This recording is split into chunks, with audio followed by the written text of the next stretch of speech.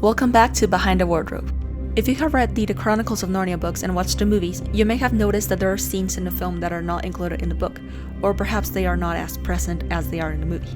In my last video, I went over the opening scene, where we see the Blitz and the children's evacuation. If you haven't watched it, be sure to check it out. Now, on with the video.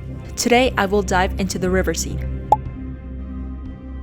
Since this scene is at a middle point in the movie, I will give out a spoiler alert if you haven't watched it yet.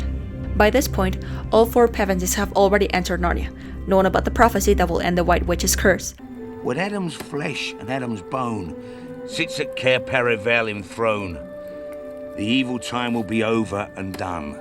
Edmund has left them, and Father Christmas has given them their gifts to confront the White Witch in battle, though we know that battles are ugly affairs.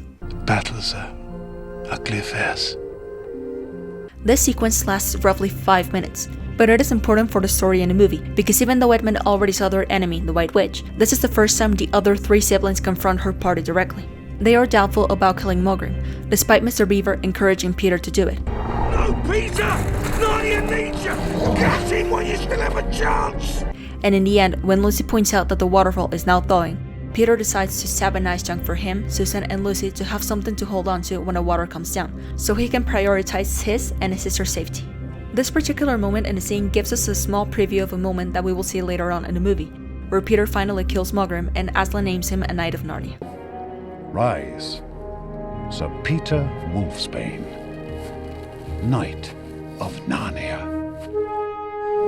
Aside from foreshadowing Peter killing Mulgrim, their confrontation mixed with the river thawing makes the audience feel tension while watching it. We can see that there was already fear in them as they tried to get across the unfreezing river, and then that fear was exacerbated when they saw the wolves catch up to them. I mentioned the formalist theory in my previous video, but as a quick refresher, formalism in film is focused on the aesthetics and creating a sensory experience for the viewers, and hearing the ice cracking around the children whilst the confrontation between Peter and Mulgrim is present.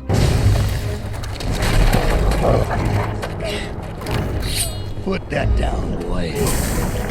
Someone could get hurt. Those factors can definitely keep the audience at the edge of their seat. And then the next point of tension is after Peter, Susan, and the Beavers get out of the river and they notice that Lucy is not with them anymore. What have you done? Lucy! And for a few seconds we have the suspense of thinking that they also lost Lucy now.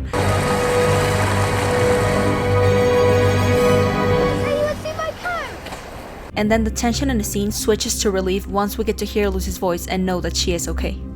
And of course, I'm not forgetting about the other theory I also talked about on my last video, the adaptation theory. We now know that the adaptation theory talks about how an artist interprets a story from one medium and then retells it in another.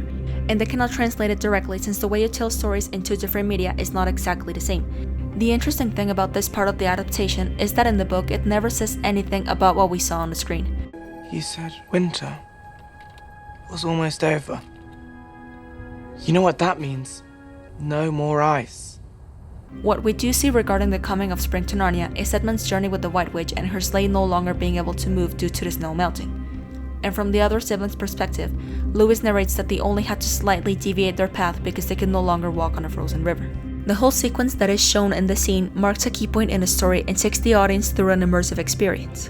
From tension throughout the confrontation with the wolves and the kids and beavers getting dragged by the river, as well as them thinking that they lost Lucy, to relief when they get to safety, find out that Lucy is okay, and they see spring is coming to Narnia. Or how Lewis said, and I quote, "A jump from January to May," end quote. What did you think about this scene? Did you like how it was carried out? Would you have preferred seeing Edmund's perspective on spring's arrival? Let me know in the comments. Also, remember to check out my other videos if you haven't yet. And I'll see you next time on Behind the Wardrobe. Bye!